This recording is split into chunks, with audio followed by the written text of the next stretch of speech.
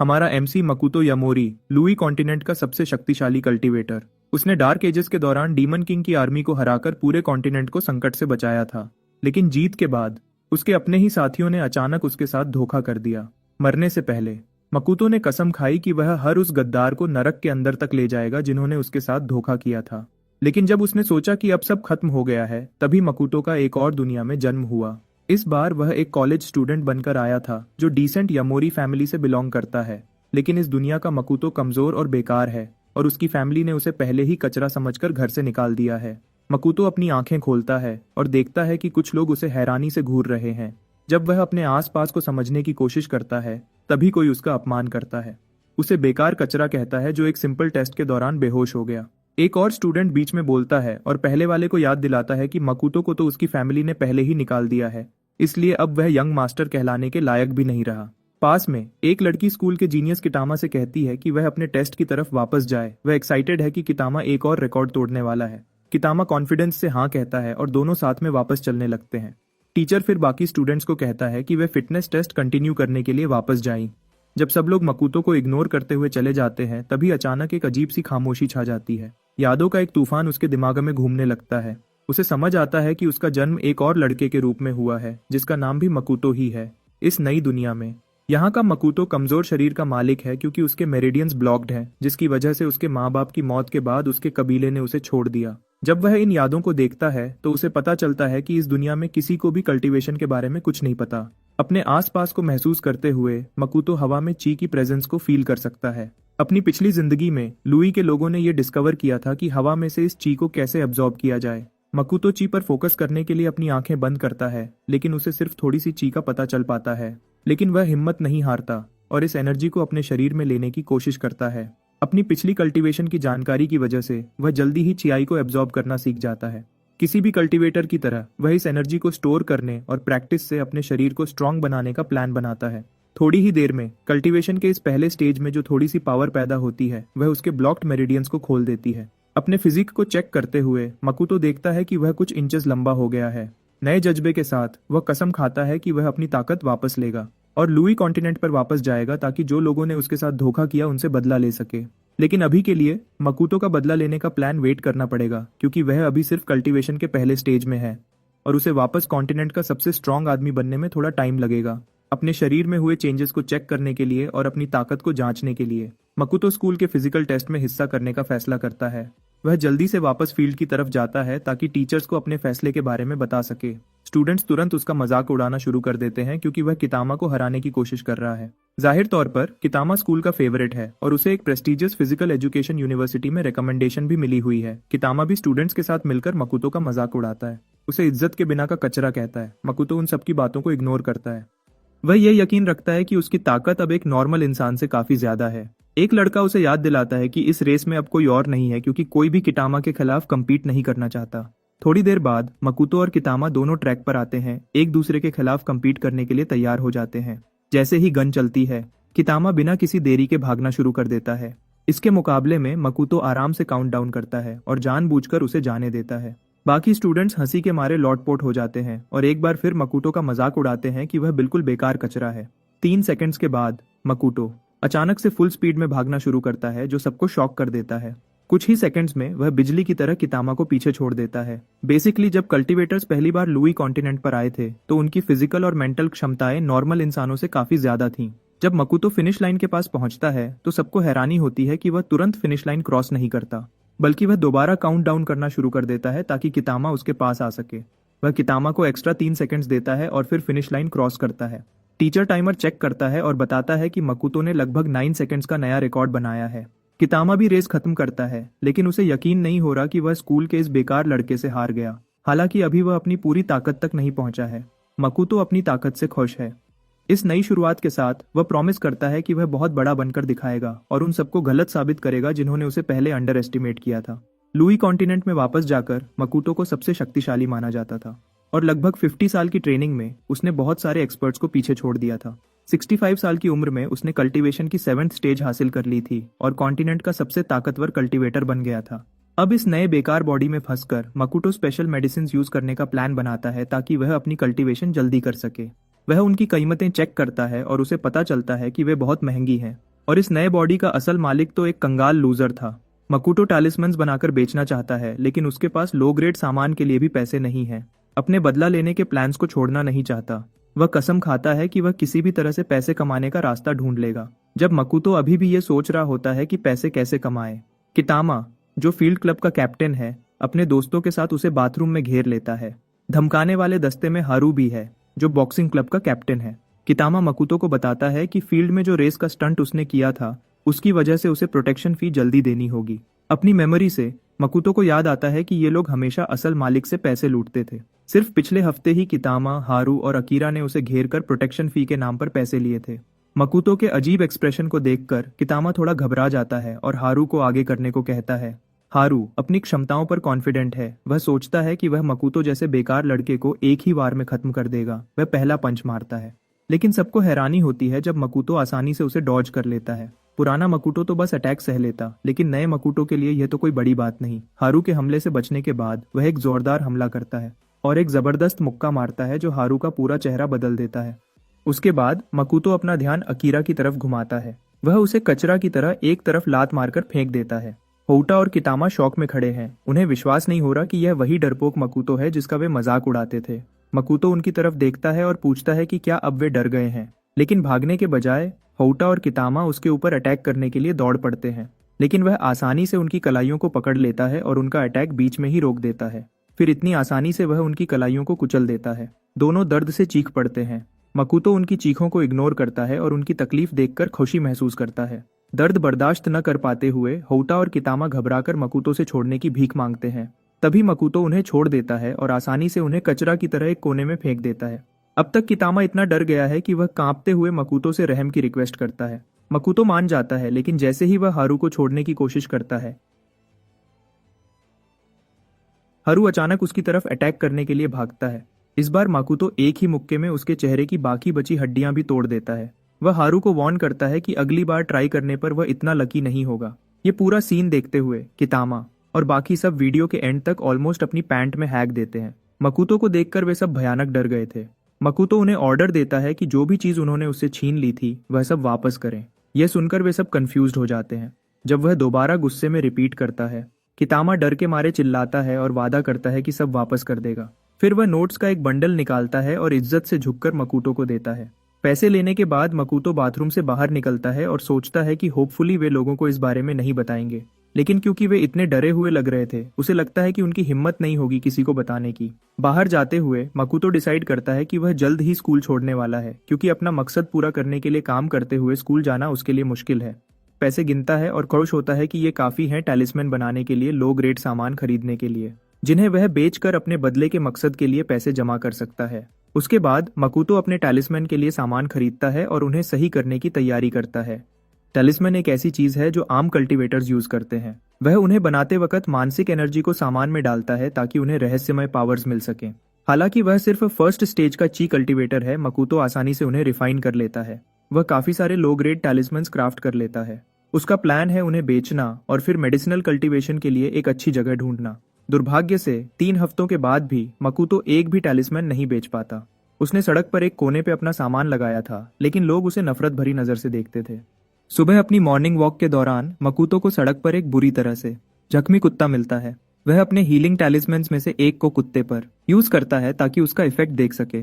बिल्कुल जैसा उसने सोचा था, कुत्ता तुरंत अपनी सारी चोटों से ठीक हो जाता है। कुत्ता अपनी दुम हिलाता है और मकुतो को देखकर खुशी से भौंकने लगता है। लेकिन अचानक वह गुस्से में आ जाता है जब 2 लोग पास आते हैं जो आपस में लड़ रहे होते हैं। उनमें से एक शो है, वादा फैमिली का अकेला बेटा, और दूसरी एक लड़की है जिसका नाम शिजुरू है, जो शुगा फैमिली की बेटी है। लग रहा था कि दोनों एक कुत्ते को ढूंढ रहे थे और उस पर भस कर रहे थे। उन्होंने पहले इस कुत्ते को एक्सीडेंट में देखा था, लेकिन शो को कोई फर्क नहीं पड़ता था अगर वह मर भी जाए, जबकि शिजुरू चाहती थी कि वे कुत्ते को ढूंढकर हॉस्पिटल ले जाएं। थोड़ी देर बाद वह लड़ना बंद कर देती है जब वह मकुतो की बाहों में कुत्ते को बिल्कुल फिट और स्वस्थ देखती है। शिजुरू जल्दी से उनके पास दौड़ती है, हैरान होकर सोचती है कुत्ता इतना ठीक कैसे लग रहा है, जबकि कुछ देर पहले वह खून से लथपथ था। उसके बैग को देखकर मकुतो को समझ आ जाता है कि शायद वे किसी को देखने हॉस्पिटल जा रहे होंगे। वह इस परिस्थिति का फायदा उठाता है और शिजुरू को वह टैलिस्मैन दिखाता है जो उसने कुत्ते पर यूज किया था। मकुतो अपने सामान की एडवर्टाइजिंग करने की कोशिश करता है, लेकिन शो गुस्से में उसकी तरफ भौंकता है और उसे थक बुलाता है। शिजुरू, शो की बकवास को इग्नोर करती है और मकूतो की तरफ मुड़ती है। पूछती है, क्या यह टैलिस्मैन किसी बीमार मरीज की मदद कर सकता है? जवाब में मकूतो एक टैलिस्मैन निकालता है जो रिपेयर और रीजनरेशन के लिए बना है। वह उसे भरोसा दिलाता है कि यह ऐसे मरीजों के लिए बहुत अच्छा काम करता है। शो को यह यकीन करना मुश्किल लग रहा है और वह शिजुरू को समझाने की कोशिश करता है कि वह इसे न खरीदे, लेकिन वह उसे फिर से इग्नोर कर देती है। मकूतो फिर टैलिस्मैन यूज करने का तरीका दिखाता है। समझाता है कि बस इसे मरीज के पास रखना है और यह अपना काम कर देगा। वह बताता है कि बड़े टैलिस्मैन्स की प्राइस 400,000 येन है, जबकि छोटे वाले 200,000 येन में मिलते हैं। सबको हैरान करते हुए शिजुरू सारे टैलिस्मैन्स के लिए 1 मिलियन येन देने की ऑफर करती है। गुस्से में आकर शो मकूतो पर झपटता है और डिमांड करता है कि वह वहां से चला जाए, लेकिन वह मार पाता उससे पहले मकूतो शो की कलाई पकड़ लेता है और उसे मोड़ देता है। वह उसे चेतावनी देता है, पीछे हट जाओ और बीच में न आओ। शो कितनी भी कोशिश कर ले, वह मकूतो की पकड़ से निकल नहीं पाता। थोड़ी देर बाद मकूतो आराम से उसे एक तरफ फेंक देता है और शिजुरू के साथ अपनी डील पर वापस आ जाता है। जब डील फाइनल हो जाती है, वह हर एक टैलिस्मैन का यूज समझाता है। कहता है कि पीला वाला सुरक्षा के लिए है, जबकि लाल वाला आग के गोले वाला टैलिस्मैन है। जाने से पहले मकूतो कहता है कि वह उम्मीद करता है कि शिजुरू को कभी लाल और पीले टैलिस्मैन यूज करने की जरूरत न पड़े। शिजुरू खुशी से उसका शुक्रिया अदा करती है और उसका नाम पूछती है। जाते हुए मकूतो उसे अपना नाम बताता है और कुत्ता उसके साथ चलते हुए वहां से निकल जाता है। शो पिटाई से ठीक होने के बाद फिर से शिजुरू पर चिल्लाने लगता है कि वह एक बेवकूफ स्कैम का शिकार हो गई है। शिजुरू को मकूतो की बातों पर भरोसा है, लेकिन फिर भी वह एक छोटी सी उम्मीद रखती है कि शायद यह टैलिस्मैन उसकी मां को होश में ला सके। इसी बीच में मकूतो वापस आता है और वह खुशी से फूला नहीं समाता क्योंकि उसने अपने सारे टैलिस्मैन्स बेच दिए हैं। अब जो पैसा मिला है उससे वह अपने लिए रहने के लिए एक अच्छी जगह ढूंढ सकता है, लेकिन पहले वह कल्टीवेशन के लिए कुछ जड़ी बूटियां ढूंढना चाहता है। अचानक उसका ध्यान तब भटकता है जब कुत्ता एक घर की तरफ भौंकने लगता है। मकूतो ऊपर देखता है और उसे पता चलता है कि उस घर में रहने वाले लोग स्पिरिचुअल एनर्जी से पूरी तरह ढके हुए हैं। जब वह गार्डन को ध्यान से देखता है तो उसकी नजर सिल्वर पर पड़ती है, हार्ड ग्रास, जो वहां उग रही होती है। इसी बीच में शो हॉस्पिटल में अपनी कलाई के घावों का इलाज करवा रहा होता है। जब नर्स उसके घाव का इलाज कर रही होती है, शो गुस्से में बड़बड़ा रहा होता है। वह कसम खाता है कि अगली बार वह मकूतो को खत्म कर देगा। उसी हॉस्पिटल में अपनी मां के कमरे में शिजुरू को उसके बाप से डांट पड़ती है। केंजी, जो कोनकाई सिटी का काउंसिलमैन है, उसे डांटता है कि उसने फैमिली को शर्मिंदा कर दिया एक स्कैमर के चक्कर में पड़कर। उसकी चिल्लाने की आवाज सुनकर नर्सेस भी उस पर ताने मारने लगती हैं। वे शिजुरू का मजाक उड़ाती हैं कि उसने अपना पैसा बेकार में फेक टैलिस्मैन्स पर बर्बाद कर दिया। शिजुरू उन्हें इग्नोर करती है और अपने बाप से कहती है कि वह कुछ भी करने के लिए तैयार है, अपनी मां को ठीक करने के लिए। यह सुनकर केंजी गुस्से से भड़ास निकालकर उसे पागल कहता है कि वह ऐसी फालतू चीज पर विश्वास करती है। केंजी का यह गुस्सा शिजुरू को और भी ज्यादा गुस्से में ला देता है। वह अपने बाप पर चिल्लाती है कि उसने कभी उसकी मां को देखने तक नहीं आया। वह उसे ब्लेम करती है कि उसकी वजह से ही मां को हॉस्पिटल लेट पहुंचाया गया, जिसके कारण वह कोमा में चली गई। केंजी उसकी बातों का कोई जवाब नहीं दे पाता। वह पूरी तरह से शॉक्ड हो जाता है। शिजुरू आगे कहती है कि जब उसकी मां मर जाएगी तो बाप तुरंत दूसरी औरत के पास चला जाएगा। अब केंजी इतना गुस्से में आ जाता है कि वह उसे थप्पड़ मारने वाला होता है, लेकिन बीच में ही रुक जाता है। वह मुड़ता है और जाने लगता है और कहता है कि वह इस बात से बहुत निराश है कि शिजुरू इतनी बदतमीज बन गई है। जाने से पहले वह बताता है कि एक नर्स आएगी जो उसकी मां का लाइफ सपोर्ट बंद कर देगी। शिजुरू इस फैसले के खिलाफ विरोध करती है और अपनी मां का हाथ पकड़कर उस टैलिस्मैन को उसके हाथ में दबा देती है। अचानक टैलिस्मैन से एक चमकती हुई रोशनी फूट पड़ती है। इसे देखकर शिजुरू शॉक हो जाती है। उसकी मां उसके बालों को सहलाती है और शिजुरू का नाम लेती है। यह सब केंजी की भी नजर में आ जाता है जब वह बाहर जाने ही वाला होता है। शिजुरू की मां योको अपनी बेटी को देखती है और कहती है कि वह कितनी पतली हो गई है। केंजी तुरंत कमरे से बाहर भागता है ताकि डॉक्टर को बुला सके। बाहर जाकर वह खुशी से पूरी ताकत से चिल्लाता है और सबको बताता है कि उसकी बीवी होश में आ गई है। शॉक्ड डॉक्टर और नर्स तुरंत अंदर आते हैं और योको की कुछ टेस्ट्स करने लगते हैं।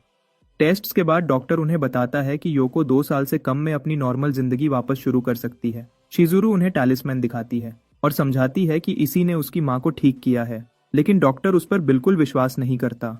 शो भी हंगामा देखने आ पहुंचा है और उसे यह सब बिल्कुल नामुमकिन लगता है। डॉक्टर नर्स को कहता है, अवार्ड विनिंग प्रोफेसर सुजुकी को बुलाओ और टेस्ट्स के लिए। अभी भी संदेह में शो को लगता है कि शायद वह मकूतो के बारे में पूरी तरह गलत था। कमरे में सब लोगों को इग्नोर करके शिजुरू और उसकी मां खुशी से एक दूसरे को गले लगा लेती है। बचे हुए टैलिस्मैन्स को देखते हुए शिजुरू प्रॉमिस करती है कि अगर मकूतो से दोबारा मिली तो उसका एहसान जरूर चुकाएगी। इसी बीच में मकूतो उस स्पिरिचुअल एनर्जी से ढके घर में जा चुका है। वह चारों तरफ देखता है, खुश होकर अपनी प्रोग्रेस से लुई कॉन्टिनेंट वापस जाने और अपना काम करने के लिए, उन सबको तबाह करने के लिए जिन्होंने उसके साथ धोखा किया था। नए जोश के साथ मकुतो कसम खाता है कि वह उन सबको कभी माफ नहीं करेगा। मकुतो को लगता है कि उसकी बदले की दिन तभी जल्दी आएगा जब वह ची रिफाइनिंग स्टेज 11 तक पहुंच जाएगा। इस स्टेज तक पहुंचने के लिए उसे स्पिरिट स्प्रिंग और स्पिरिट सामान चाहिए ताकि वह सबसे ताकतवर कल्टीवेटर बन सके। उस रात को मकुतो सोच में पड़ जाता है कि कल्टीवेशन कैसे बढ़ाए। चीजों को देखकर उसे लगता है कि इस दुनिया की स्पिरिचुअल एनर्जी धीरे धीरे खत्म होती जा रही है। अगर यह बिल्कुल गायब हो गई तो वह कल्टीवेट ही नहीं कर पाएगा। मकुतो सोचता है कि ऐसा कोई जगह या चीज कैसे ढूंढे जो स्पिरिचुअल एनर्जी से भरी हो ताकि अभी के हालात से निकल सके। वह स्पिरिचुअल स्प्रिंग या स्पिरिचुअल सामान को लेकर परेशान था, लेकिन कैसे न कैसे उसकी किस्मत अच्छी थी कि गार्डन में सिल्वर हार्ट ग्रास उग रही मिली। यह ग्रास तो स्पिरिचुअल सामान ही मानी जाती है और नॉर्मल जड़ी बूटियों से अलग। इससे एलिक्सर्स रिफाइन किए जा सकते हैं जो कल्टीवेशन बढ़ाने में मदद करते हैं। मकुतो को लगता है कि इस ग्रास के बेरीज से पिल रिफाइन करने से शायद वह कल्टीवेशन के सेकंड स्टेज तक पहुंच जाए, लेकिन उसे डर है कि पिल रिफाइन करते वक्त छोटी सी गलती भी उसकी सारी प्रोग्रेस बर्बाद कर सकती है। किसी चमत्कार का इंतजार नहीं करना चाहता, इसलिए मकुतो तुरंत ट्रेनिंग शुरू करने का फैसला करता है ताकि वह तैयार रहे। अगली सुबह वह कुछ और टैलिस्मन्स बेचने निकल पड़ता है क्योंकि कल्टीवेशन पिल्स रिफाइन करना बहुत महंगा पड़ता है। मकुतो अपना काम कर रहा होता है, सर झुकाए रखता है, जब अचानक उसे पता चलता है कि दूर से एक लोगों का ग्रुप उस पर नजर रखे हुए है। टैलिस्मन्स बेचने की तीसरी दिन से ही उसने नोटिस किया था कि ये लोग उस पर नजर रख रहे हैं। मकुतो को लगता है कि आज उनकी तादाद ज्यादा है, मतलब जल्दी ही वे उस पर हमला कर सकते हैं। उनका सीधा मुकाबला करने का फैसला करके वह अपना सामान समेटने लगता है, लेकिन तभी एक लड़की उसका नाम पुकारकर उसके बीच में आ जाती है। लड़की कहती है कि उसे उसकी फिक्र हो रही थी क्योंकि वह अचानक स्कूल आना बंद कर दिया। मकुतो उसे याद करने की कोशिश करता है। लड़की उसके सारे प्रॉब्लम्स के बारे में बकबक करती रहती है, बीच बीच में उसे गरीब लूजर भी बोल देती है। अपनी मेमोरीज को खंगालते हुए मकुतो को याद आता है कि यह लड़की मोचियामा है जो असली मालिक के लिए खड़ी हुई थी। वह उसे पैसे उधार देने की ऑफर करती है ताकि वह स्कूल वापस जा सके, लेकिन मकुतो उसे बिल्कुल इग्नोर करके निकल जाता है। वह उसे रोकने की कोशिश करती है, पुकारती है, लेकिन वह पलटकर जवाब नहीं देता, जिससे उसे शक हो जाता है कि मकुतो के साथ कुछ तो बुरा हुआ होगा। इसी बीच में मकुतो चलता जा रहा होता है और चुपके से उन थग्स की गिनती कर रहा होता है जो उसके पीछे पड़े हैं। लगभग 10 के आसपास गिनती करने के बाद वो एक गली में घुस जाता है, पूरे कॉन्फिडेंस के साथ कि वो सबको एक साथ निपटा सकता है। उसे रास्ता बदलते देखकर गुंडे जल्दी से उसके पीछे दौड़ते हैं, हाथों में छुरियां पकड़े हुए। कुछ ही पलों बाद वो उसे एक सुनसान गली में पकड़ लेते हैं जहां आगे डेड एंड है। सोचते हुए कि अब वो फंस गया है, गुंडे आराम से कॉन्फिडेंट हो जाते हैं और कहते हैं कि अब भागने की कोई जगह नहीं बची। उनके मजाक में वो उन्हें ऑर्डर देता है कि सब एक साथ हमला कर दो, लेकिन कोई भी उसे सीरियसली नहीं लेता। मकुतो पूछता है कि दिनों से वो उस पर नजर क्यों रखे हुए हैं। वो उनसे ये निकलवाने की कोशिश करता है कि किसने भेजा है। गंजा आदमी सिर्फ इतना बताता है कि तूने किसी ताकतवर आदमी को गुस्सा दिला दिया है। दूसरा आदमी सवाल करता है कि अमाटानी फैमिली की लेडी को इस मकुतो में इंटरेस्ट क्यों हो गया। मकुतो को थोड़ा कंफ्यूजन होता है, लेकिन जल्दी ही उसे याद आता है कि सेट्सू, अमाटानी फैमिली की यंग लेडी, असल मालिक के साथ एंगेज्ड थी। लेकिन जब वो उनके ग्रुप से निकाल दिया गया, उसने उसे बुरी तरह से डंप कर दिया और सगाई कैंसिल कर दी। ये हर वक्त मकुतो को परेशान करती है कि एक टूटे सगाई के लिए वो उसे क्यों खत्म करना चाहते हैं। देखकर कि उनका कोई सीधा जवाब देने का इरादा नहीं, वो डिसाइड करता है कि उन्हें ज्यादा अच्छे तरीके से बोलवाएगा। पूरे सीन के बिल्कुल पीछे मोचियामा चुपके से सब देख रही होती है, सोचती हुई कि ये याकुजा के साथ कैसे उलझ गया, डरते हुए कि मकुतो इतना कमजोर है कि डरावने याकुजा से निपट नहीं पाएगा। वो पुलिस को कॉल करने का फैसला करती है मदद के लिए। बदकिस्मती से कोई उसे देख लेता है कॉल करने से पहले और जल्दी से उसे पकड़ लेता है जब वो छूटने की कोशिश कर रही होती है। इस हंगामे से बाकियों का ध्यान भटकता है और वो मुड़कर देखते हैं कि उनका बॉस मोचियामा को जैसे छोटे पप्पी की तरह बिना मेहनत के खींच रहा है। मकुतो भी हैरान हो जाता है क्योंकि उसे पता ही नहीं चला कि वो उसके पीछे आ रही थी। बॉस उसका मजाक उड़ाता है कि लड़कियों में कितना पॉपुलर है, सेत्सु के साथ धोखा करते हुए भी। मोचियामा अपनी सेफ्टी को इग्नोर करके मकुतो पर चिल्लाती है कि भाग जा। वो कहती है कि ये गुंडे उसका कुछ नहीं बिगाड़ सकते क्योंकि वो एक ताकतवर फैमिली से है। ये सुनकर बॉस को सिर्फ हंसी आती है उसकी बेवकूफ़ी पर। वो धमकी भरे अंदाज में कहता है कि इस सुनसान गली में उसे खत्म कर दे तो किसी को पता भी नहीं चलेगा। पहले उसे खत्म करने का फैसला करके वो छुरी निकालकर उसकी गर्दन पर वार करता है, लेकिन मकुतो बिल्कुल टाइम पर बीच में आकर एक ही मुक्के से उसकी कलाई तोड़ देता है, बिना उसे समझने का मौका दिए। वो बॉस का चेहरा पकड़ता है और बिना मेहनत के जमीन पर पटक देता है। सब पूरा सीन हैरानी से देख रहे होते हैं। मोचियामा भी सोचती है कि क्या ये वही मकुतो है जो उसे याद था, उन्हें डरते हुए देखकर। मकुतो उनसे सख्त लहजे में दोबारा पूछता है कि किसने भेजा है उस पर हमला करने। शहर के दूसरे हिस्से में ऑफिसर काई को इंटरकॉम पर अर्जेंट मैसेज मिलता है कि स्कार गैंग हरकत में आ गया है। उसे पता चलता है कि 30 से ज्यादा गैंग के लोग ईस्ट स्ट्रीट की एक गली की तरफ जा रहे हैं। कॉलर, जो सीन पर मौजूद ऑफिसर है, बताता है कि वो एक लड़के के पीछे पड़े हैं और एक लड़की को बंदी बना लिया है। बिना देर किए ऑफिसर काई अपनी गाड़ी में तेजी से निकल पड़ता है। कॉलर को कहता है कि रीइंफोर्समेंट्स मंगवाओ, लेकिन अभी पुलिस चीफ उनागा को मत बताना। वो कॉलर को चेतावनी देता है कि बैकअप का इंतजार करो, खुद रश मत करना। सीन पर मौजूद ऑफिसर काई को अपडेट देता है कि शायद रीइंफोर्समेंट्स की जरूरत नहीं पड़ेगी। वो समझाता है कि जिस लड़के को टारगेट किया जा रहा था उसने अकेला ही सारे गैंग मेंबर्स को हरा दिया है। इस बीच में मकुटो अभी भी बॉस से निपट रहा होता है, जो यकीन ही नहीं कर पा रहा कि ये वही यामोरी क्लैन का कमजोर लड़का है।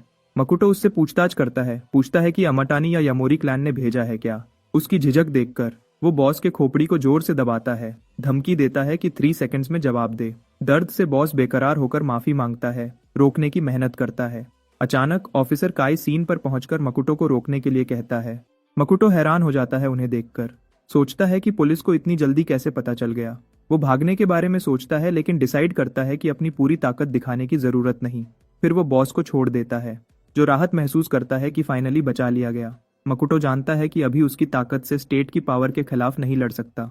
काई को भी राहत मिलती है कि सिचुएशन को कंट्रोल कर दिया, लेकिन उसे अभी भी यकीन नहीं हो रहा कि एक दुबला पतला लड़का अकेला 30 गैंग मेंबर्स को संभाल गया। फिर वो मोचियामा और मकुटो से अपना इंट्रोडक्शन देता है कि वो शहर का पुलिस सार्जेंट है, लेकिन मकुटो उसे इग्नोर करता है, जबकि मोचियामा खुशी से हेलो करती है। काई उन्हें अश्योर करता है कि उसका साथी रोकोहारा सब कुछ स्मूथली हैंडल कर लेगा। ये सुनकर मकुटो और अलर्ट हो जाता है, क्योंकि उसे एहसास होता है कि उन्होंने शुरू से सब देख लिया था। जैसे उसकी बेचैनी को महसूस करते हुए काई बताता है कि रोकुहारा सिर्फ पूछेगा, किसी और चीज में नहीं पड़ेगा। अचानक से पुलिस कमिश्नर उनुगा पहुंच जाता है, मकुटो को क्रिमिनल कहकर अरेस्ट कर देता है। वो बदमाशी से मुस्कुराकर अरेस्ट वारंट मकुटो के सामने हिलाता है। मोचियामा गुस्से से भरी हुई जोर देती है कि इन आदमियों ने पहले हमला किया था, लेकिन उनुगा जिद करता है कि उसने सिर्फ मकुटो को आदमियों पर हमला करते देखा। स्कार बॉस जीत की हंसी हंसता है जब दूसरा ऑफिसर उसे ले जाता है। काई गुस्से से भरकर उनुगा का मुकाबला करता है, याद दिलाता है कि आर्म्ड गैंग की असली पहचान क्या है। उनुगा उसकी बातों को इग्नोर करता है, उसे छोटा बताते हुए कि सेकंड ग्रेड पुलिस चीफ के खिलाफ जाने की कोशिश कर रहा है और नौकरी से निकालने की धमकी देता है। काया बिल्कुल घबराया नहीं, अपने बॉस को गालियां देते रहने लगता है, लेकिन रोकुहारा उसे पकड़कर रोकता है और कहता है, ठंडा हो जा। काया तब रुक जाता है जब मकुटो अचानक सरेंडर कर देता है। उसे एहसास होता है कि कोई मास्टरमाइंड पीछे से सारी साजिश रच रहा है। उनुगा मकुटो के सरेंडर पर जीत की हंसी हंसता है, लेकिन मकुटो का असली इरादा है इस छुपे हुए मास्टरमाइंड के बारे में इंफॉर्मेशन निकालना। वो चाहता है कि ये सिचुएशन उसकी कल्टीवेशन प्रोग्रेस को डिस्टर्ब होने से पहले ही खत्म कर दे। मकुटो उनुगा से पूछता है कि उसने यूनिवर्सिटी स्टूडेंट होने की बात कैसे जान ली। उनुगा एकदम से घबरा जाता है, समझ जाता है कि बोलते वक्त उसने गलती से कुछ स्लिप कर दिया। मकुटो उसे नौकर कहता है और ऑफर देता है कि असली मास्टरमाइंड को खत्म करने में मदद करे। उनुगा मासूमियत से बिहेव करता है, कहता है उसे किसी मास्टरमाइंड के बारे में कुछ पता नहीं। जब वो मुड़कर जाने लगता है, मकुटो एक बटन दिखा देता है। उनुगा शॉक हो जाता है, सोचता है कि ये बटन मकुटो ने कब निकाला। जब दूसरा ऑफिसर उसकी कलाई पर हथकड़ी लगाता है, मकुटो उनुगा को वार्न करता है कि अगली बार सिर्फ बटन नहीं, ज्यादा कुछ ले लेगा। उनुगा को ये बहुत अनुचित लगता है और कहता है, इस बात को याद रखूंगा। वापस प्रिजन सेल में एक ऑफिसर अंदर के एक कैदी का ध्यान खींचता है, बताता है कि टारगेट जल्दी ही आ रहा है। वो उस डरावने दिखाई देने वाले कैदी को बताता है कि तेरा काम है टारगेट को खत्म करना। कुछ ही पलों बाद मकुटो को उसी सेल में ले आया जाता है। 2 गार्ड्स के चेहरों के एक्सप्रेशंस देखकर उसे समझ आ जाता है कि वो उसे मारने का प्लान बना रहे हैं, लेकिन मकुटो बिल्कुल टेंशन में नहीं है। जल्दी ही उसकी नजर उस कैदी पर पड़ती है जिसे काम के लिए रखा गया था, जो चुपके से कोने से उसे घूर रहा होता है। एक पल के लिए मकुटो सोचता है कि क्या ये अजनबी भी इस साजिश का मास्टरमाइंड है। सोचने से पहले ही कैदी धीरे से खड़ा होता है और न्याय और किस्मत के बारे में बकबक करने लगता है। बकवास करने के साथ गुस्से में चिल्लाता है। वो अपना नाम फुनाकी बताता है और खुलकर कहता है कि उसे मकुटो को खत्म करने के पैसे मिले हैं। खुशी से मजे लेते हुए फुनाकी कहता है, रोकना मत, चुपचाप अपनी हार मान लो। मकुटो सीधा आगे बढ़ता है, बिल्कुल घबराया नहीं, और शांत आवाज में पूछता है कि किसने हायर किया है तुझे। सेल में आते ही उसने कुछ महसूस किया था। ये कैदी रेयाजू नाम का गीत गा रहा था। बिना झिझक के फुनाकी मकुटो पर हमला करता है, उसे मारने के लिए तैयार। उसके पूरे शौक में मकुटो वार के बिल्कुल करीब आने पर हवा में गायब हो जाता है। अगले ही पल में मकुटो उसके बगल में दोबारा जाहिर होता है और एक ही मुक्के से उसे जमीन पर पटक देता है। कॉन्फिडेंस से कहता है, यहाँ कमजोर वाला तू है फुनाकी, बिल्कुल पीछे नहीं हटने वाला। फुनाकी उसके पैरों को पकड़ लेता है, उसे हवा में उछाल देता है, लेकिन इससे मकुटो को कुछ भी नुकसान नहीं पहुंचता। उसे आराम से लैंड करते देखकर फुनाकी को आखिर समझ आता है कि शायद उसने अपने मुकाबले को कम समझा, लेकिन फिर भी वो बोलना बंद नहीं करता। उसकी ऊंची आवाज को इग्नोर करके मकुटो तेजी से उस पर झपट्टा मारता है, एक ही मुक्के से उसे नीचे गिरा देता है। फुनाकी मुक्के की जबरदस्त ताकत से हैरान हो जाता है। बिना उसे संभलने का मौका दिए मकुटो ऊपर से गिरते हुए आखिरी मुक्का मार देता है। फुनाकी हमले को ब्लॉक करने की कोशिश करता है, लेकिन मकुटो की किक इतनी ताकतवर होती है कि ब्लॉक नहीं हो पाती। फिर भी सबक नहीं सीखता। फुनाकी गुस्से में दोबारा उस पर चढ़ता है। बदकिस्मती से मकुटो आराम से हमला डॉज कर लेता है और फुनाकी के पेट में एक जबरदस्त मुक्का घुसेड़ देता है, उसे पूरी तरह तबाह करते हुए। इस बार फुनाकी को लगता है कि उन दोनों के बीच कितना बड़ा गैप है। जब वो कोने में डरकर बैठ जाता है, सोचता हुआ कि अभी क्या हुआ। उसे छोड़ने का इरादा नहीं, मकुटो उसके ऊपर खड़ा हो जाता है भारी और डरावने ऑरा के साथ। वो तुरंत फुनाकी का सिर जमीन पर दे मारता है, मास्टरमाइंड का नाम मांगते हुए। मकुटो ये भी पूछता है कि रायत्सु उसने कहाँ से हासिल किया। इस बीच में उनागा अपने ऑफिस में है, अभी भी मकुटो के साथ हुए बात से हिल गया है। वो फोन पर गुस्से से गरजता है, पूछता है कि किस तरह का जानवर उनके तरफ भेजा है। कॉलर हाशिमोटो नाम का उसे अश्योर करता है कि मकुटो तो सिर्फ यामोरी क्लान से छोड़ा हुआ कमजोर कचरा है। ये सुनकर उनागा को थोड़ी राहत मिलती है और उम्मीद करता है कि बिना ड्रामा के उसे खत्म कर देंगे। हाशिमोटो यकीन दिलाता है कि उसने ryuta से निकले गुंडे भेजे हैं उसे हैंडल करने। वो और प्रॉमिस करता है कि लॉर्ड अइमा को उनागा की प्रमोशन डिस्ट्रिक्ट पुलिस चीफ के लिए बोलेगा। उनागा एग्री करता है और हाशिमोटो को याद दिलाता है कि ये प्रॉमिस मत भूलना। प्रिजन सेल में फुनाकी जुबान बंद रखता है, कितनी भी सीवियर पिटाई के बावजूद राजफाश नहीं करता। मकुटो उसकी जिद की तारीफ करता है। फुनाकी मकुटो को कहता है, तूने मुझे अंडर एस्टिमेट किया था, जिससे मकुटो सोच में पड़ जाता है कि क्या इस दुनिया में और कल्टीवेटर्स हैं। फुनाकी बताता है कि कुछ साल पहले ryuta में एक बूढ़े मंक से मिला था, जो बिना मेहनत के ची मैनिपुलेट करके पेड़ को आधा कर सकता था। मंक ने उसे डिवाइन वाटर की बोतल दी थी और कहा था कि उसे इस्तेमाल करने से पहले पतला कर लेना। कई सालों तक इंस्ट्रक्शंस मानने के बाद फुनाकी की बॉडी टोटली बदल गई। इस स्टोरी से मकुटो को समझ आता है कि फुनाकी जो डिवाइन वाटर कह रहा है वो शायद रेयात्सु या स्पिरिट वाटर ही है। वो सोचता है कि क्या ryuta में स्पिरिचुअल स्प्रिंग भी मिल सकती है। बेसिकली स्पिरिचुअल स्प्रिंग्स उन जगहों पर बनते हैं जहां स्पिरिचुअल एनर्जी बहुत ज्यादा होती है। वक्त के साथ ये एनर्जी स्पिरिट वाटर में बदल जाती है और आखिरकार स्प्रिंग बन जाती है। लुई कॉन्टिनेंट पर तो छोटी सी मात्रा भी रेयर और कीमती मानी जाती है कल्टीवेटर्स के लिए। मकुटो फुनाकी से पूछता है कि इतना ताकतवर होने के बावजूद तू नॉर्मल लोगों के झगड़ों में क्यों पड़ता है। फुनाकी बताता है कि उसके बच्चे को ALS है और उसे इसके लिए बहुत सारे पैसों की जरूरत है। वो और बताता है कि उसने डिवाइन वाटर अपने बेटे पर ट्राई किया था, लेकिन काम नहीं किया। बेटे को जिंदा रखने के लिए इतने पैसों की जरूरत थी, इसलिए फुनाकी ने जल्दी पैसा कमाने के लिए ये डील एक्सेप्ट कर ली। थोड़ी देर बीमारी के बारे में सोचने के बाद मकुटो ऑफर करता है कि वो लड़के को ठीक करने में मदद करेगा। वो फुनाकी को समझाता है कि डिवाइन वाटर असल में स्पिरिट पानी है, जिसे रियात्सु भी कहते हैं, जो नॉर्मल लोगों के लिए हार्मफुल हो सकता है। नॉर्मल स्पिरिचुअल एनर्जी से शायद इलाज न हो, लेकिन स्पिरिट पानी बीमार लड़के के लिए ज्यादा नुकसान कर सकता है। वो और बताता है कि स्पिरिट एनर्जी को खास तरीके से यूज किया जा सकता है। वो फुनाकी को वो हीलिंग टैलिस्मैन दिखाता है जो पहले कुत्ते पर यूज किया था, और उसकी पावर दिखाने के लिए मकुटो उसे फुनाकी पर यूज करता है। फुनाकी हैरानी से देखता है। टैलिस्मैन ने उसके सारे जख्म एकदम से ठीक कर दिए, टैलिस्मैन को जीत की तरह पकड़े हुए। मकुटो फुनाकी को आखिरी बार बोलता है कि या तो अपने मालिक का नाम बता दे या मौत के लिए तैयार हो जा। बिना हेजिटेशन के फुनाकी डिस्क्लोज करता है कि उसे हाशिमोटो नाम के आदमी ने हायर किया था। दूसरी तरफ कोजान क्लब का ओनर हाशिमोटो उनागा के साथ कॉल खत्म करता है। खुशी भरे मूड में वो मुड़कर एक बंधी हुई पिटाई खाई लड़की की तरफ देखता है और पूछता है, कुछ खाने पीने का मन है क्या। वो जवाब नहीं दे पाती, सिर्फ रोती और तड़पती रहती है। हाशिमोटो और पास आता है, उसके मुंह को जोर से खोलकर एक दांत निकाल देता है। लड़की दर्द से चिल्लाती है। वो पागलों की तरह हंसता है। उसका ये टॉर्चर सेशन तब रुकता है जब बटलर अंदर आता है और बताता है कि लॉर्ड अइमा मकुटो के मामले पर अपडेट मांग रहे हैं। हाशिमोटो बटलर को बताता है कि कोई पहले ही इस इशू को हैंडल कर रहा है। वो पुलिस स्टेशन जाकर चेक करेगा, क्योंकि वो मकुटो को पहले ही मरा हुआ समझ रहा है। फिर वो बटलर को कहता है कि लॉर्ड अइमा को काम रहने को कहो और अच्छी खबर का इंतजार करने को। वापस कारागार में मकुटो और फुनाकी के बीच जैसे दोस्ती हो गई है। हीलिंग टैलिस्मैन के एहसान में फुनाकी मकुटो को एक हार देता है जिसमें कॉन्सेंट्रेटेड स्पिरिट पानी है। ये देखकर मकुटो खुश हो जाता है, क्योंकि थोड़ी सी मात्रा भी सिल्वर ग्रास पर छिड़कने से फल तुरंत आ जाएगा। इन फलों को ची पिल्स में प्रोसेस करने के बाद वो जल्दी से कल्टीवेशन के सेकंड लेवल तक पूरा कर सकेगा। वो फुनाकी का शुक्रिया अदा करता है, जो उसे चेतावनी देता है कि हाशिमोटो उसका पीछा नहीं छोड़ेगा। फुनाकी वार्न करता है कि हाशिमोटो के जाल में जो भी फंसता है वो बिना चोट खाए नहीं निकल पाता। इस वार्निंग से बेखौफ डरे। मकुटो कहता है कि वो हाशिमोटो को हैंडल कर लेगा। इधर शिजुरू नेहा यूनिवर्सिटी पहुंचती है मकुटो को ढूंढने। उसने उसकी फोटो देखी थी और पता चला था कि वो यामोरी क्लैन से निकाला हुआ कचरा है, इसलिए वो उसके स्कूल तक देख करके आ गई। शिजुरू को अभी भी यकीन नहीं हो रहा कि मकुटो उसके स्कूल का जूनियर है। वो जल्दी से प्रेसिडेंट्स ऑफिस की तरफ जाती है उसके बारे में और जानकारी लेने। नेहा यूनिवर्सिटी का प्रेसिडेंट जिन होता है, मोचियामा का अंकल। उसके ऑफिस में मोचियामा प्रेसिडेंट जिन से बहस कर रही होती है। वो चाहती है कि वो मकुटो को बचाने में मदद करे, लेकिन जिन का कोई इरादा नहीं है इस मामले में पड़ने का। मोचियामा बिल्कुल पीछे नहीं हटती, क्योंकि उसे अपने आप को दोष दे रही है मकुटो की अरेस्ट और करप्ट कॉप्स के शामिल होने के लिए। वो अपनी बात मनवाने की कोशिश कर रही होती है, जबकि यूनिवर्सिटी की इंस्ट्रक्टर कुमोनो उसे रोकने की कोशिश कर रही होती है। वो मोचियामा को यकीन दिलाती है कि मकुटो जल्दी ही आजाद हो जाएगा। तभी सब मुड़कर देखते हैं, शिजुरू सीन पर आ रही होती है। वो तुरंत उनसे पूछती है कि क्या वो मकुटो के बारे में बात कर रहे थे।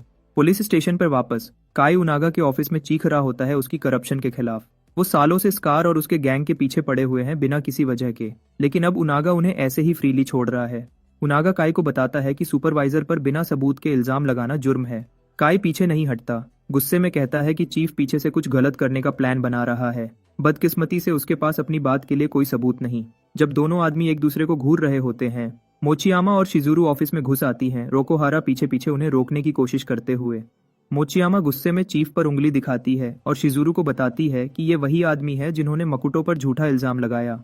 उनागा चुपके से शिजुरू को घूरकर देखता है, सोचता हुआ कि ये कौन है। जो खबर उसे मिली थी उसके हिसाब से मकुटो के पास किसी पावरफुल फैमिली का साथ नहीं। वो खरुद को बताता है कि मकुटो सिर्फ कचरा है। वो उन्हें बताता है कि चोरी और मारपीट के जुर्म में उसे रिहा नहीं कर सकते। काय गुस्से से चार्जेस के खिलाफ प्रोटेस्ट करता है, पूछता है कि ये सब कब हुआ। उनागा उसे बताता है कि ये सीक्रेट इन्वेस्टिगेशन से मुताल्लिका है, इसलिए उन्हें कुछ नहीं बताया जाएगा। मोचियामा गुस्से में बोलती है कि मकुटो को लॉकअप करना और याकुजा के लोगों को रिहा करना सीधी करप्शन है। उनागा पर उसकी धमकियों का कोई असर नहीं होता, वार्न करता है कि बाहर जाओ वरना न्याय को रोकने के जुर्म में अरेस्ट कर लूंगा। जब वो कॉल करने ही वाला होता है, शिजुरू शांत से बैठ जाती है और पैर क्रॉस करके बॉस की तरह उसे बोलती है, कुछ करके दिखाओ। उनागा अपने सबॉर्डिनेट्स को ऑर्डर देता है कि इन्हें होल्डिंग सेल में डाल दो। वो बोलता है कि ये लोग मकुटो के साथी होने के शक में अरेस्ट किए जा रहे हैं। वो और आगे बढ़कर काई को सस्पेंड कर देता है क्रिमिनल्स का साथ देने के लिए। काई ऊंची आवाज में बोलता है, जबकि शिजुरू काम रहती है। शिजुरू खुद पर लगाए इल्जाम सुनती है। उनागा हंसता है और फिर सोचता है कि गवर्नमेंट ऑफिशियल को इंसल्ट करने के लिए उसके चार्जेस और ज्यादा कर दे। शिजुरू सिर्फ पूछती है कि क्या मकुटो को अरेस्ट करने के लिए किसी से स्पेशल फेवर्स मिल रहे हैं। अपनी स्कीम सामने आते देखकर वो हकलाता है, सवालों से छुपाने की कोशिश करता है। शिजुरू फिर पूछती है कि मकुटो का मामला कुछ पैसों से हल हो सकता है क्या। उनागा दोबारा रिलैक्स हो जाता है, बताता है कि मकुटो ने ताकतवर लोगों को गुस्सा दिला दिया, इसलिए ये सब हुआ। वो और कहता है कि शिजुरू और मोचियामा का भी वही अंजाम होगा। उनागा बिना शर्म के एक झूठी कहानी बना देता है कि वो उन सबको, काई को भी, कैसे निकाल सकता है। वो बोलता है कि काई की मौत लड़कियों पर डाल देगा और लड़कियों की मौत को 2 गुंडों पर, जिन्हें पुलिस ने खत्म कर दिया। इतनी बढ़िया झूठी कहानी सुनकर काई और मोचियामा साफ डर जाते हैं, लेकिन शिजुरू बिल्कुल नहीं डरती। उनके शौक में शिजुरू डायरेक्टर ओजी से, जो ऑलरेडी कॉल पर था, पूछती है कि करप्ट चीफ ने जो कुछ बोला सब सुना क्या। डायरेक्टर ओजी कंफर्म करता है कि सब कुछ सुन लिया। उनागा को डर लगने लग जाता है। शिजुरू वापस बैठ जाती है, पूछती है, क्या मुझे दोबारा बताना पड़ेगा। लाइन के दूसरे एंड से डायरेक्टर ओजी उनागा के चार्जेस पढ़कर सुनाता है और ये भी बोलता है कि उसने एक काउंसिल मेंबर के फैमिली मेंबर को धमकी दी है। सब बातों के लिए उनागा को फौरन सस्पेंड कर दिया जाता है। डायरेक्टर ओजी ये भी बताता है कि वो जल्दी ऑफिस पहुंच रहा है उनके साथ मिलने। सब कुछ देखने करने के बाद उनागा अपनी चेयर में धंस जाता है, अभी भी हिला हुआ, सोचता हुआ कि किस काउंसिल मेंबर की फैमिली को छेड़ दिया। उसके सवालों का जवाब देते हुए शिजुरू रिवील करती है कि वो नेही सिटी के शुगा फैमिली की यंग लेडी है। इसी पल उनागा को समझ आता है कि उसने बहुत बड़ी गलती कर दी है। इधर जेल में वापस मकुटो अभी भी फुनाकी के दिए नए गिफ्ट से उत्साहित है। उसमें स्पिरिट पानी की मात्रा काफी कम है, इसलिए वो सोचता है कि इसका सिर्फ एक बार ही उपयोग हो पाएगा। वो अलर्ट हो जाता है जब उसे लगता है कि कोई आ रहा है और मकुटो मुड़कर देखता है, हैरान होकर शिजुरू और मोचियामा को वहां खड़े देखकर। इस वक्त हाशिमोटो को पता चल जाता है कि उसकी सारी प्लान्स फेल हो गई हैं। गुस्से में वो घर में चीजें तोड़ने लगता है, गुस्सा होकर कि एक नौकर मौत के करीब है और दूसरा जेल जा रहा है। कुछ वेसेस तोड़ने के बाद वो आगे का सोचता है, समझकर कि एआई में फैमिली का मिशन फेल करने से उसकी जान को खतरा हो सकता है। पीछे नहीं हटने का फैसला करके वो अपने बॉडीगार्ड को भेजता है, जिसे वो इस काम के लिए बेस्ट समझता है। वो बॉडीगार्ड को ऑर्डर देता है कि मकुटो को जिंदा लाओ, कसम खाकर कि इस कचरे को अपने हाथों से खत्म करेगा। मकुटो अब घर वापस आ चुका है और जैसे हमेशा पिल रिफाइनमेंट के लिए कुछ मटेरियल्स खरीदने के बाद वो तुरंत पिल रिफाइन करता है, बिना टाइम वेस्ट किए मुंह में डाल लेता है। पिल लेने के बाद उसे उसका जबरदस्त इफेक्ट तुरंत महसूस होता है जब वो हवा में तैरने लगता है गोल्डन लाइट से घिरा हुआ। पिल अशुद्ध होने के बावजूद मकुटो इफेक्ट से संतुष्ट है, जो इस कम स्पिरिचुअल एनर्जी वाली जगह के लिए कुछ स्पेशल है। आखिरकार वो ची रिफाइनिंग स्टेज 2 पार कर लेता है, जैसे वो बहुत दिनों से चाहता था। वो अपना क्लाउड शैडो स्टेप प्रैक्टिस करता है, जो दोबारा जन्म के बाद यूज नहीं किया था, और स्पीड देखकर कुत्ते को भी हैरानी होती है। मकुटो परिणाम से संतुष्ट है, कहता है कि गोली भी उसकी स्पीड के आगे कुछ नहीं। उसके बाद वो सोचता है कि अगला स्पिरिट पानी की सप्लाई कैसे ढूंढे, क्योंकि फुनाकी वाला पहले ही यूज कर चुका है। वो रियूटा जाकर किस्मत ट्राई करने के बारे में सोचता है, लेकिन नॉर्मल रास्ते से वहां जाना खतरनाक माना जाता है, इसलिए मकुटो फुनाकी से मिले आम रास्ते पर भरोसा करने का फैसला करता है। लेकिन उसकी सबसे बड़ी मसला पैसा है, क्योंकि शुरू करने के लिए ही लगभग 2 मिलियन येन लगेगा। तभी टेलीविजन पर एक ब्यूटी प्रोडक्ट का एड उसका ध्यान खींचता है। इस दुनिया में जहां औरतें जवान दिखाई देना चाहती हैं, वो इस ट्रेंड से फायदा उठाने का सोच लेता है। वो टेबल से एक पैकेज उठाता है। आने वाली पार्टी में इसके प्रोडक्ट्स यूज करने के लिए एक्साइटेड होकर सिर्फ 5 आवर्स पहले प्रिजन से रिलीज होने के बाद उसने शिजुरू के साथ लंच शेयर किया था। उसके सामने बैठकर उसे अभी भी यकीन नहीं हो रहा था कि वो एक काउंसिलमैन की बेटी है। थोड़ी देर की खामोशी के बाद उसने उससे फेवर मांगा कि सुगु बिल्डिंग में पार्टी अटेंड करे और उसकी माँ के रिकवरी सेलिब्रेट करने के लिए। ये बिल्डिंग शहर का सबसे बड़ा कॉस्मेटिक्स मार्केट है और शिजुरू इसकी ओनर है। यही वो पार्टी है जिसके लिए मकुटो एक्साइटेड है। अगली शाम वो सुगाओ बिल्डिंग के टॉप फ्लोर पर कमाल की पार्टी में पहुंचता है, बॉक्स को पकड़े हुए।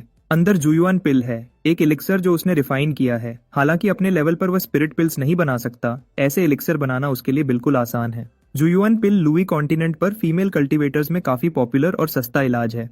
मकुतो का प्लान है पार्टी में कुछ अमीर औरतों को कुछ बेचकर 2 मिलियन येन कमाने का। भीड़ को देखते हुए वह शिजुरू और उसके फैमिली को स्पॉट करता है और अपने टारगेट कस्टमर्स को अट्रैक्ट करने की तैयारी करता है।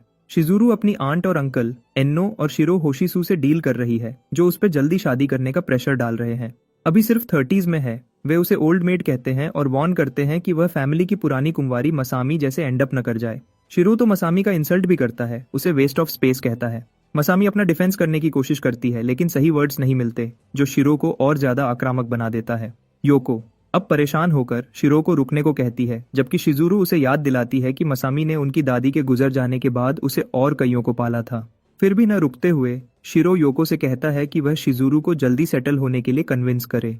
योको, जो लंबी कोमा से अभी रिकवर कर रही है, खांसती है, जिसकी वजह से शिजुरू उसे चेक करती है। अजीब माहौल के बावजूद शिरो अग्रेसिव ही रहता है।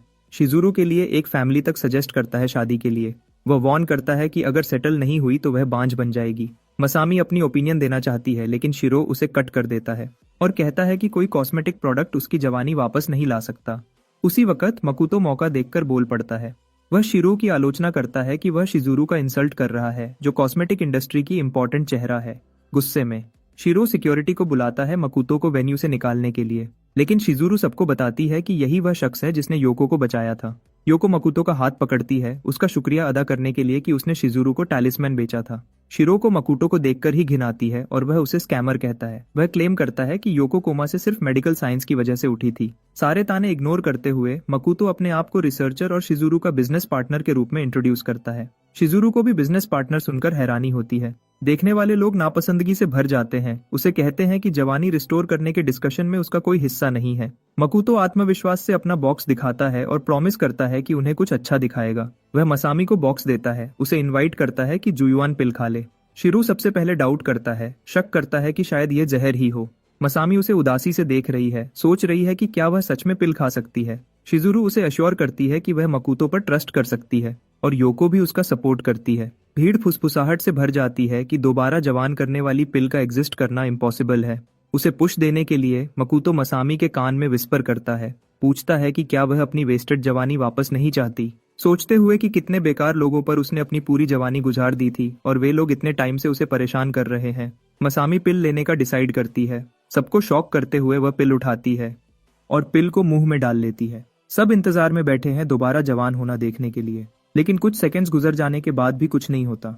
शिरो जोर से हंसता है, माकुतो को फ्रॉड बोलकर उसका मजाक उड़ाता है। अचानक पिल का असर शुरू हो जाता है और सबके शौक में मसामी सच में जवान हो जाती है, बिल्कुल यंग लुक में वापस आ जाती है। कोई जल्दी से मिरर लाता है रिजल्ट्स दिखाने को और मसामी खुद अपनी नई लुक देखकर दंग रह जाती है। बस ऐसे ही मकुतो की पिल हेडलाइन बन जाती है और सारी पुरानी आंटीज तुरंत उसके आसपास घेर लेती हैं, एक एक मांगने। वह पिल की प्राइस 400,000 येन रखता है और बताता है कि अभी सिर्फ 10 ही अवेलेबल है। ये सुनते ही वहीं पर लाइव ऑक्शन शुरू हो जाता है। सब एक दूसरे से ज्यादा बिड लगाने की रेस में लग जाते हैं। शिरो भी जुयुआन पिल के लिए हाईएस्ट बिड लगाना चाहता है। वह एक्सक्लूसिव डिस्ट्रीब्यूशन राइट्स का डील पक्का करने का प्लान बनाता है, चाहे कितना भी पैसा लगे। एन्नो उसे रोकने की कोशिश करती है, लेकिन शिरो उस पर चिल्लाता है चुप रहने को। उसे लगता है कि मकुतो को थोड़ी देर ब्रेन वॉश कर देंगे और शिजुरू की शादी ओचो फैमिली में करवा देंगे। शिरो लिटरली उसे शादी के नाम पर बेचने का प्लान बना रहा है ताकि ओचो से बड़ा अमाउंट मिल जाए। उसी वक्त कोजन ग्रुप का एक मोटा आदमी मकुटो के पास आता है और जुयुआन पिल के एक्सक्लूसिव डिस्ट्रीब्यूशन राइट्स के लिए 4 मिलियन येन ऑफर करता है। एक दूसरी कंपनी का प्रतिनिधि तुरंत काउंटर करता है $20 मिलियन के बिड के साथ। शिरो फिर कॉन्फिडेंट होकर बीच में आता है और सबको शांत होने को कहता है। वह मकुटो से प्राइवेट बात करने की रिक्वेस्ट करता है और $30 मिलियन का ऑफर देता है प्रॉफिट शेयर के साथ। वह समझाता है कि उसे 70% प्रॉफिट मिलेगा और मकुटो को 30%। कहता है ये बढ़िया डील है क्योंकि होशिसु फैमिली का इन्फ्लुएंस काम आएगा। ये सुनकर शिजुरू उसके फैमिली को गार्बेज बिन कहती है जिसके पास कोई रिश्ता नहीं, जिससे शिरो गुस्से से भड़क जाता है। वह शिजुरू को याद दिलाता है कि वह उसकी माँ की तरफ से रिलेटेड है। शिजुरू उसे याद दिलाती है कि उसने वह राइट तब खो दिया जब उसने दादी के छोड़े कंपनी को गिरवी रखकर 100 मिलियन से ज्यादा हार गया। शिरो इल्जाम से मुकरने की कोशिश करता है लेकिन वह एविडेंस निकालती है और धमकी देती है कि सबके सामने पढ़ देगी। मसामी और योको, जो इस बारे में अनजान थीं, यह सुनकर शॉक हो जाती हैं कि उसने उनकी माँ की कंपनी बर्बाद कर दी। शिरू अब कांप कर पूछता है कि शिजुरू को यह एविडेंस कैसे मिला। शिजुरू और बताती है कि शिरो पार्टी में सिर्फ योको से पैसा मांगने आया था, जैसे उसने दादी को खूब निचोड़ा था। उसके सारे स्कीम्स को साफ देखकर वह घोषित करती है कि एक भी पैसा नहीं देगी। उसने यह भी पता लगा लिया है कि उसके पास 30 मिलियन येन भी नहीं है। वह मकुटो को लूटने का प्लान बना रहा था। शिरो पूरा हारकर घुटनों पर बैठ जाता है, उससे मदद की भीख मांगता हुआ।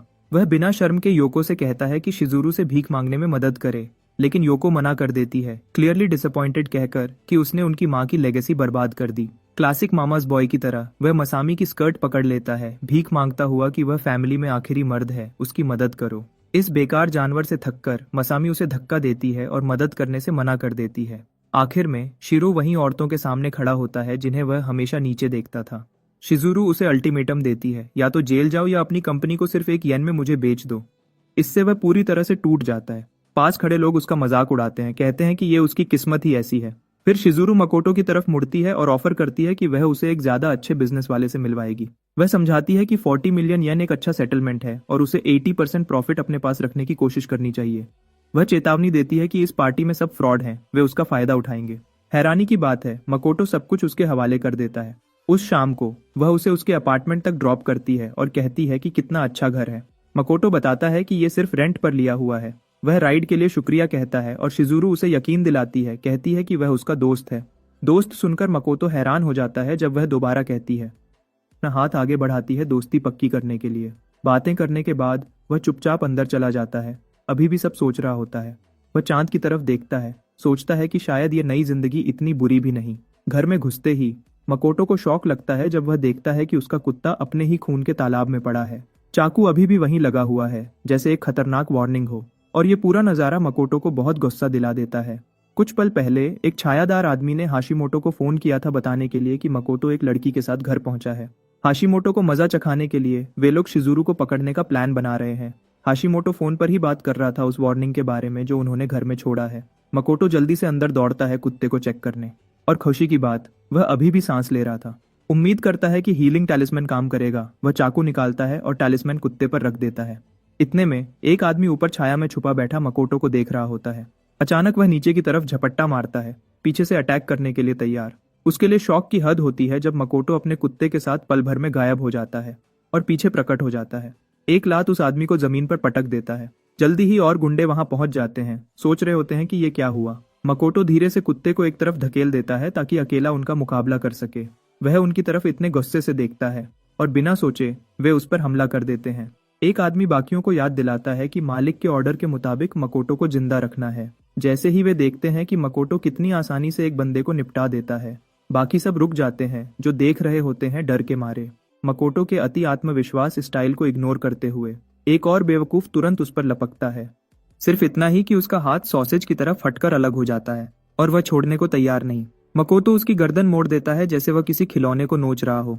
अब बाकी के गैंग वाले डर के मारे कांप रहे हैं। वे बड़ी गन्स निकाल लेते हैं और प्लान बनाते हैं कि उसके हाथ पैर मारकर रोक देंगे।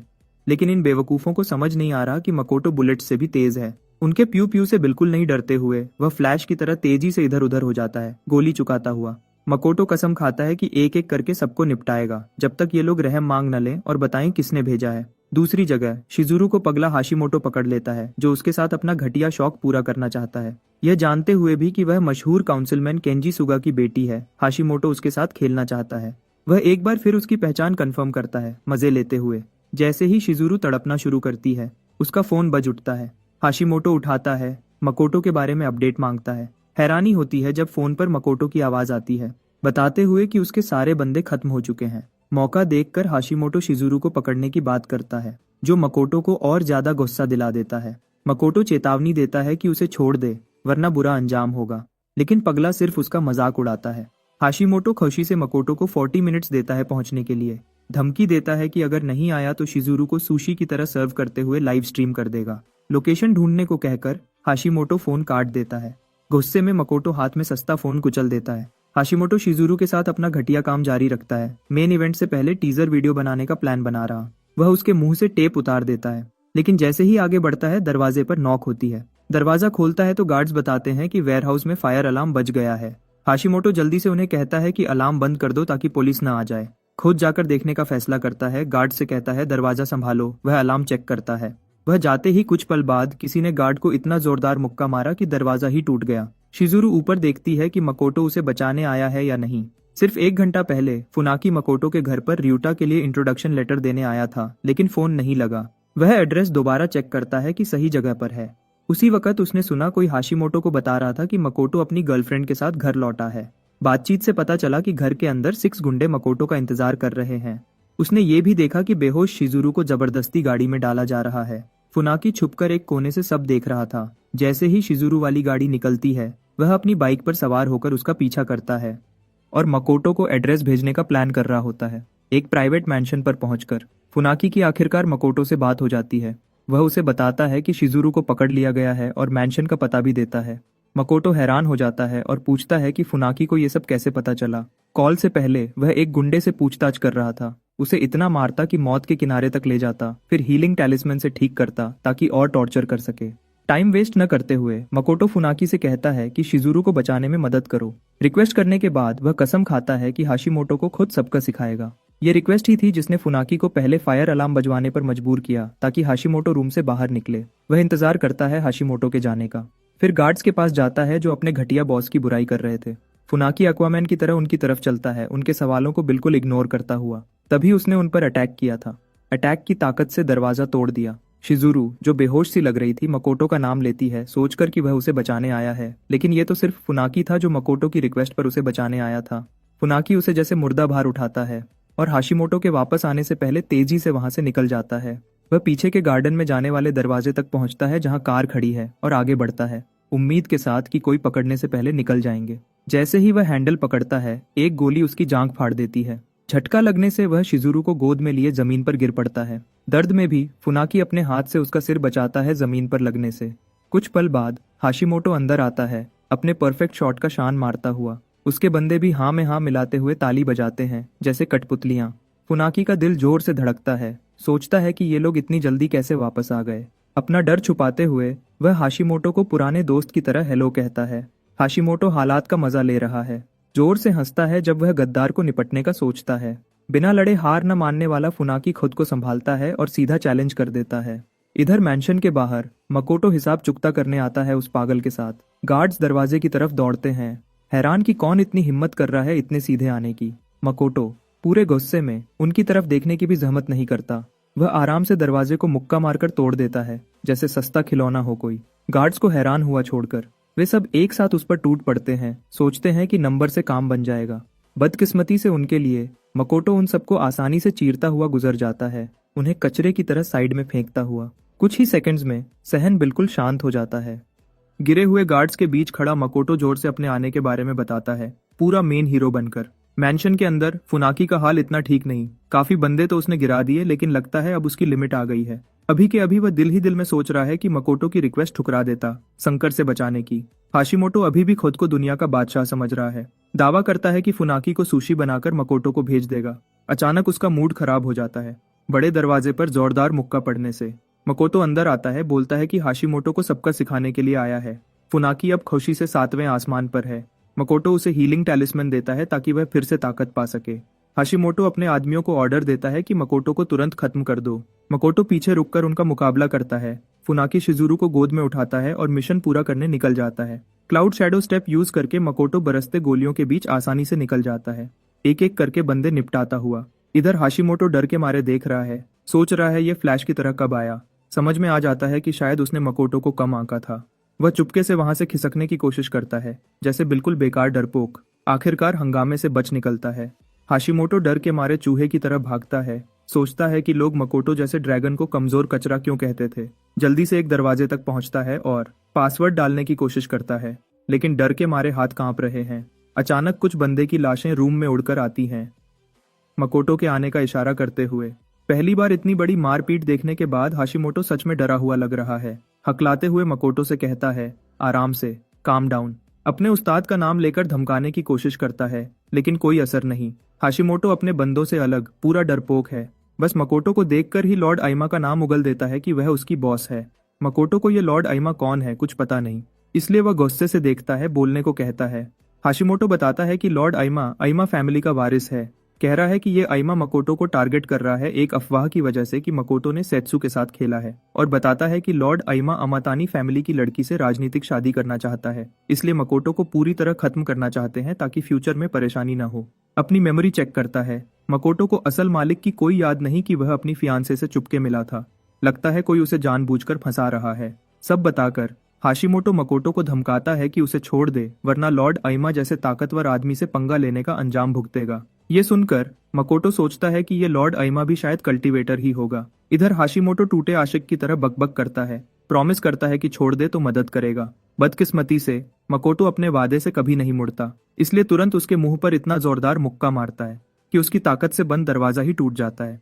रूम के अंदर उसे पागल के बंधी हुई कुछ लड़कियां मिलती हैं। मकोटो तुरंत उनकी जंजीरें तोड़ देता है और अपना चाकू जमीन पर गिरा देता है। जाने से पहले वह लड़कियों को कहता है कि हाशिमोटो के साथ जो मर्जी करना है कर लो। जैसे ही लड़कियां उसे घेर लेती हैं, हाशिमोटो पैसे देने की ऑफर करता है अगर वे उसे छोड़ दें, लेकिन इन लड़कियों को पैसों की कोई जरूरत नहीं।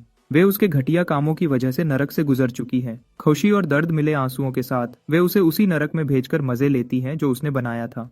इतने में मकोटो बाहर फुनाकी के पास जाता है। वह शिजुरू पर हीलिंग टैलिस्मैन लगाता है, फिर फुनाकी को कहता है कि पुलिस आने से पहले निकल जाओ। उसने मैंशन आने से पहले ही पुलिस को कॉल किया था। वह प्लान बनाता है कि शिजुरू को पुलिस के हवाले कर सेफ करके घर वापस जाएगा। फुनाकी उससे पूछता है कि आगे क्या प्लान है, और मकोटो बताता है कि आइमा और बाकी सबको चेक करेगा जो उसे टारगेट कर रहे हैं। वह बीच में रुक जाता है, सोचता है कि अगर और खोजेगा तो शायद ज्यादा लोग मिल जाएं इस पूरी घटना में। हाशिमोटो के पूरे ड्रामा के बाद मकोटो वापस अपने बोरिंग दिनों में आ जाता है, लेकिन मास्टरमाइंड का सोचकर अभी भी परेशान है। कुछ पुशअप्स करते हुए वह ठान लेता है कि अपराधी को जल्दी ढूंढकर कुचल देगा। जल्दी ही दरवाजे पर नॉक से उसकी ट्रेनिंग रुक जाती है, और मकोटो दरवाजा खोलता है तो शिजुरू का मैसेंजर मिलता है। वह मकोटो को आमंत्रण देती है, साथ में मैसेज कि वह जैसे ही रेडी हो वह निकल जाएगी। मकोटो आमंत्रण कार्ड को हैरानी से देखता है, सोचता है इस मैसेज का मतलब क्या है। आदमी के जाने के बाद वह शिजुरू को कॉल करता है पूछने के लिए कि क्यों भेजा। वह बताती है कि आमंत्रण होशिसु फैमिली की तरफ से है। मकोटो अब कंफ्यूज्ड हो जाता है, पूछता है कि उनकी पार्टी में जाने की क्या जरूरत। शिजुरू बताती है कि होशिसु फैमिली शहर के सबसे बड़े फार्मास्यूटिकल ग्रुप को कंट्रोल करती है, इसलिए ब्यूटी पिल्स बेचने के लिए उनके करीब आना पड़ेगा। वह ये भी बताती है कि उसकी एक्स फियांसे सेत्सु भी पार्टी में आएगी। ये नई बात मकोटो की इंटरेस्ट को बहुत बढ़ा देती है। पार्टी के दिन मकोटो काफी स्मार्ट लगते हुए पहुंचता है। शिजुरू चुपके से उसका प्रवेश कराना दिखती है। एसी ग्रुप के जनरल मैनेजर और तारो केंगो ग्रुप के बोर्ड चेयरमैन। बताती है कि ये शहर के बिजनेस के बड़े आदमी हैं। बिजनेस की एबीसी भी न जानने वाला मकोटो सोचता है कि क्या ये लोग भी होशिसु फैमिली से करीब आने की कोशिश कर रहे हैं। शिजुरू को उसकी बात फनी लगती है, सोचती है कि ताकतवर फैमिली से होने के बावजूद इसे शहर के मशहूर ताकतवर आदमियों का भी नहीं पता। वह बताती है कि यहाँ ज्यादातर लोग अमतानी फैमिली के किसी रिलेटिव से भी रिश्ता बनाने को बेकरार हैं। शिजुरू के मुताबिक सब अमतानी फैमिली की यंग लेडी के आने का इंतजार कर रहे हैं। तभी होशिसु फैमिली की हेड नाना आती है, साथ में वह इंतजार की जा रही सेत्सु। मकोटो उस मशहूर एक्स फियांसे के आसपास स्पिरिचुअल एनर्जी महसूस कर सकता है। वह चुपके से उसे देख रहा है, सोच रहा है कि क्या ये भी कल्टीवेटर है। दिमाग में बहुत सारे ख्याल दौड़ने लगते हैं। सोचता है कि इस दुनिया में कोई खास कल्टीवेशन मेथड है जो अभी तक नहीं मिला। वो देखता है कि सेत्सु की स्पिरिचुअल एनर्जी खुल्लम खुल्ला दिखाई दे रही है। वह छुपाने की कोशिश भी नहीं कर रही, क्योंकि शायद वह आइमा को जानती हो। वह प्लान बनाता है कि बाद में उससे पूछेगा। फिर वह चुपचाप शिजुरू के पास खड़ा हो जाता है जब वह खुशी से नाना को हेलो कहती है। होशिसु फैमिली की हेड नाना उसकी मम्मी की सेहत के बारे में पूछती है। खुशी जाहिर करती है कि योको की तबीयत अब ठीक हो रही है। शिजुरू थैंक्स कहती है, बताती है कि मम्मी धीरे धीरे पुरानी वाली हो रही है। फिर वह नाना को जुयन पिल गिफ्ट करती है योको की तरफ से। शिजुरू समझाती है कि ये कंपनी का नया जवान करने वाला प्रोडक्ट है। नाना, जिसे पिल के बारे में पता था, एक्साइटेड होकर नाम चिल्लाती है। पास खड़े गेस्ट्स हैरानी से बातें करने लगते हैं। पिल की बहुत ज्यादा कीमत पर डिस्कस करते हुए। सेट्सू तुरंत बॉक्स की तरफ क्यूरियस नजरें डालती है। नाना पिल को देखती है, हाई लेवल स्पिरिट पिल कहकर तारीफ करती है। पिल बनाने वाले की वाह वाह करती है और देखकर नोट करती है कि इसमें कोई सील्स नहीं, इसलिए शिजुरू से पूछती है कि बनाने वाला कौन है। शिजुरू तुरंत मकोटो को इंट्रोड्यूस करती है पिल रिफाइनर और अपने बिजनेस पार्टनर के रूप में। मकोटो का परिचय देने पर नाना और सेत्सू दोनों हैरान हो जाती हैं। नाना खुशी से बताती है कि वह उसे बचपन में गोद में उठाती थी, उसके स्किल्स की तारीफ करती है और यामोरी क्लैन को गाली देती है कि इतना टैलेंटेड लड़के को छोड़ दिया। सेत्सू तुरंत अपनी आंट को रोकती है बात करने से, सख्त लहजे में समझाती है कि ऐसी स्किल शरीफ फैमिली के लिए बेकार है, सिर्फ कल्टीवेशन लेवल के काम की है। सेत्सू और आगे बढ़ती है, कहती है कि अगर मकोटो में कोई अच्छी कल्टीवेशन होती तो अमातानी फैमिली में जगह मिल जाती। ये सब सुनकर मकोटो को फाइनली समझ आता है कि इस दुनिया के शरीफ फैमिलीज ने कल्टीवेशन का पता कर लिया है, फिर भी लुई कॉन्टिनेंट के मुकाबले ये कचरा है। सेत्सू के बकबक खत्म होने के बाद मकोटो को बेकार कहकर छेड़ते हुए नाना अभी भी कन्विंस नहीं। वह मानती है कि मकोटो ने जुयन पिल्स बनाकर यादगार काम किया है, फिर उससे पूछती है कि पिल रिफाइनमेंट किस मास्टर ने सिखाया। मकोटो एक पल सोचता है और उसका दिमाग पिछली जिंदगी के किसी इंसान पर चला जाता है। कोई और ऑप्शन न होने से वह जवाब देता है कि कोई मास्टर नहीं। मकोटो बताता है कि पिल रिफाइनमेंट सिर्फ हॉबी के तौर पर शुरू किया, जब वह कुछ इंपॉर्टेंट पूछने वाला होता है। कोई जुबान लड़ाने वाला मोर की तरह घूमता हुआ अंदर आता है, नाना को हैप्पी बर्थडे विश करता है। सब मेहमान उसे अजीब नजरों से देखते हैं। कोई बताता है कि ये बंदा जो अम्मा है, अम्मा फैमिली का वारिस। मकोटो को डर सा लगता है जब वह अपने मशहूर दुश्मन से सामने आता है। खुद को बड़ा राइचस समझते हुए लॉर्ड आइमा नाना से हेलो करता है। उसकी नजर जल्दी शिजुरू पर पड़ती है और नाना उसे शिजुरू से मिलाती है। साइड से देखकर मकोटो लॉर्ड आइमा की लालची आंखें नोटिस करता है, बिल्कुल शिजुरू को घूर रहा है। लॉर्ड आइमा शिजुरू से मिलता है और एक जेंटलमैन बनकर हाथ आगे बढ़ाता है हैंडशेक के लिए। पूरे सीन से परेशान मकोटो जल्दी उसका हाथ पकड़ लेता है, कहता है कि ताकतवर फैमिली के मशहूर वारिस के बारे में बहुत सुना है। लॉर्ड आइमा पूछता है कि ये कौन है। अपने नाटक से हैरान होकर मकोटो सोचता है कि लॉर्ड आइमा कितनी देर तक यह नाटक कर सकता है कि वह उसे नहीं जानता। उसकी जांच के मुताबिक आइमा एक कल्टीवेटर है और मकोटो उस थ्योरी को टेस्ट करना चाहता है अपनी स्पिरिचुअल एनर्जी यूज करके, उस पर कल्टीवेशन के किसी निशान को ढूंढने के लिए। बेसिकली कल्टीवेटर्स इस एनर्जी को दबा सकते हैं ताकि अपनी ताकत छुपा सकें। सिर्फ एक मौका है जब वह स्पिरिचुअल एनर्जी स्टोर नहीं कर पाते तो वेव्स कभी नहीं निकलती। अपनी स्पिरिचुअल एनर्जी का इस्तेमाल करके मकोटो प्लान बनाता है उसे आइमा के दायरे में डालने का, ताकि कंफर्म कर सके कि वह सच में कल्टीवेटर है या नहीं। कुछ पल ट्राई करने के बाद रिजल्ट खाली आता है, मतलब आइमा में स्पिरिचुअल एनर्जी का कोई निशान नहीं है। ये बात मकोटो को हैरान कर देती है। वह सोचने लगता है कि शायद आइमा कल्टीवेटर है ही नहीं। जल्दी ही वह खुद को भूल जाता है और आइमा का हाथ बहुत जोर से पकड़ लेता है, जिसकी वजह से वह दर्द से हाथ झटक कर पीछे कर लेता है। आइमा फिर जल्दी से मकोटो को हेलो करता है, फिर उसे खट्टे दूध की तरह इग्नोर करके सेत्सू की तरफ मुड़ता है। मकोटो अभी भी कंफ्यूज्ड है कि इस बंदे पे एनर्जी क्यों नहीं फील हुई। उसके साथ छोटे से मुलाकात पर भी कोई इशारा नहीं मिला। उसके बाद सब लोग डिनर एंजॉय करने के लिए बैठ जाते हैं। जल्दी ही बटलर अनाउंस करता है कि खाना खत्म होने के बाद सब हॉल में गैदर हो जाए डांस पार्टी के लिए। कुछ पल बाद डांस पार्टी शुरू हो जाती है, लेकिन मकोटो किसी पर भी घूर नहीं कर पा रहा। वह हाशिमोटो के बारे में सोच रहा है और यह कि क्या उसने आइमा के कल्टीवेटर होने के बारे में झूठ बोला। इधर शिजुरू हॉल में मकोटो को ढूंढ रही है और न जाने कितने डांस के आमंत्रण ठुकराने के बाद कोई उस आदमी को धीरे से बोलता है जिसे उसने आखिरी बार मना किया कि खास शुगा फैमिली की बेटी कभी किसी आम बंदे के साथ डांस नहीं करेगी। वह यह भी बताता है कि शिजुरू हाई मगरूर है और ताकतवर फैमिलीज को भी उसका ध्यान हासिल करना मुश्किल पड़ता है। जब वह बंदा अभी भी इसके बारे में बकबक कर रहा है, उसका दोस्त शिजुरू की तरफ इशारा करता है। असल में वह मकोटो को अपना ध्यान देने के लिए भीख मांग रही है। शिजुरू का मकोटो को डांस के लिए आमंत्रण करना सबको हैरान कर देता है, सेत्सू को भी। बहुत दूर कहीं आइमा अपनी कार की तरफ जा रहा है और कार में बैठने से पहले गार्ड्स को वार्न करता है कि कोई उसकी गाड़ी के पास नहीं आए।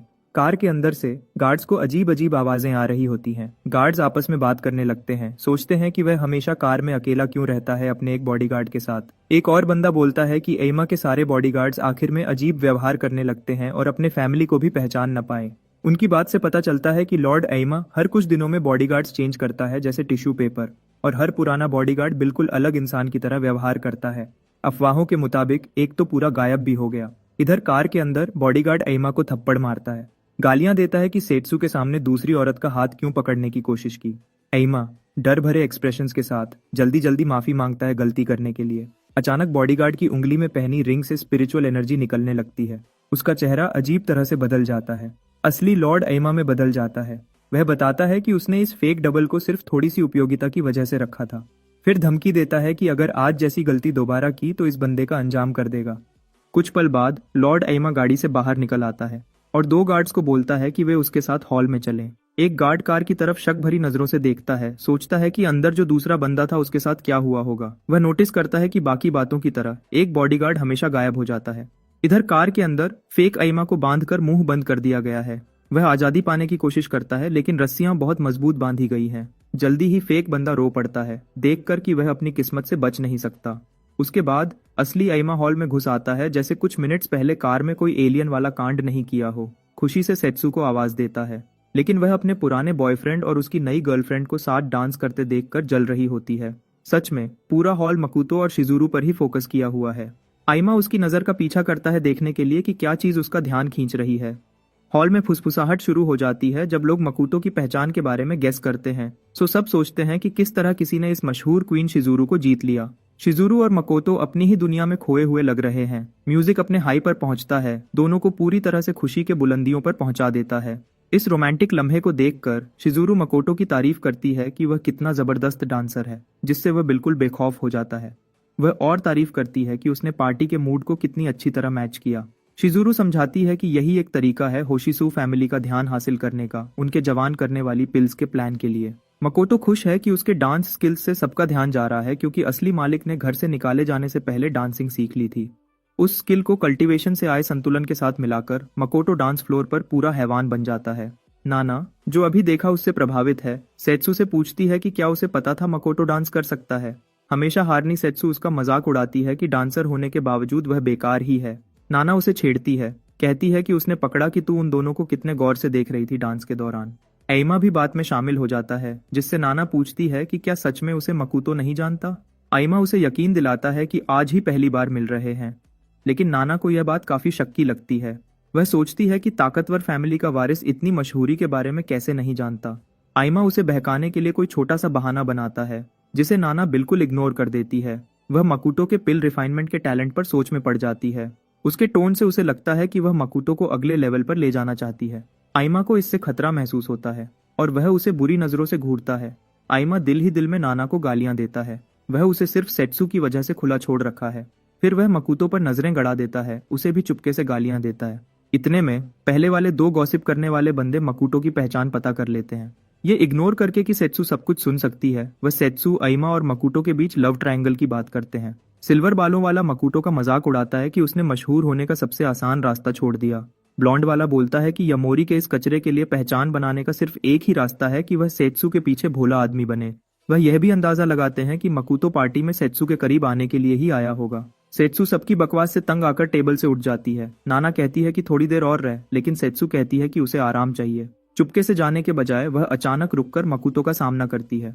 मकुतो, जो अपने काम से काम रख रहा था, पूरे सीन से कंफ्यूज्ड हो जाता है। वह गुस्से में उस पर चिल्लाती है जैसे कोई गुस्सा करने वाली आंटी, धमकी देती है कि अपने गंदे ख्यालों को छोड़ दे, जिसमें वह उसके वजह से यमोरी फैमिली को वापस खड़ा करना चाहता है। मकुतो और ज्यादा कंफ्यूज्ड हो जाता है और उसे ऐसे घूरता है जैसे वह पागल खाने से भागी हो। वह जाने के लिए मुड़ती है, कहती है कि पिल रिफाइनमेंट से जो पैसे आए उनसे अपनी जिंदगी पर फोकस करे और औरत को इस्तेमाल करके ऊंची जगह चढ़ने की कोशिश न करे। मकुतो आराम से उससे पूछता है कि इन दोनों में से असल में किसे ये एडवाइस की जरूरत है। सेत्सु और ज्यादा हैरान हो जाती है जब वह उसकी स्पिरिचुअल एनर्जी पर बात करता है। उसने पहले ही नोटिस किया था कि कंट्रोल खराब होने की वजह से वह लीक हो रही थी। मकुतो के मुताबिक उसने शायद जबरदस्ती स्पिरिचुअल एनर्जी चोरी की होगी कल्टीवेशन जल्दी बढ़ाने के लिए।